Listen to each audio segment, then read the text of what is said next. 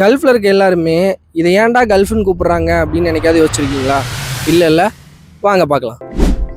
Years ago இது எல்லாமே வந்துட்டு ஒரே நேஷனாக தான் இருந்துச்சு. அதை தான் வந்துட்டு இன்டர்நேஷ்னலாக வந்து பெர்ஷியன் கல்ஃப்னு சொல்லிட்டு இருந்தாங்க. அரேபியன்ஸ் எல்லாருமே வந்து அதை அரேபியன் கல்ஃப்னு சொன்னாங்க. 1979 to 1980s big bang moment நடந்துச்சு. இந்த மூமெண்ட் அப்போ ஈரானியன் ரெவல்யூஷன், ஈரான் ஈராக் வார் வந்து ஸ்டார்ட் ஆச்சு. இந்த வார்னால சுற்றி இருந்த இந்த 6 GCC கண்ட்ரிஸுமே நமக்கு சேஃபும் இல்லை, செக்யூரிட்டியும் இல்லை அப்படின்னு சொல்லிட்டு பயந்தாங்க. ஸோ அதனால இந்த 6 கண்ட்ரிஸும் டிசைட் பண்ணி ஒரு அக்ரிமெண்ட் போடணும்னு நினச்சாங்க. இதுக்கப்புறம் May 25, 1981 ஒரு அக்ரிமெண்ட் வந்துட்டு சைன் பண்ணாங்க. இந்த அக்ரிமெண்ட்டில் தான் GCCன்ற கவுன்சிலே ஸ்டார்ட் பண்ணாங்க.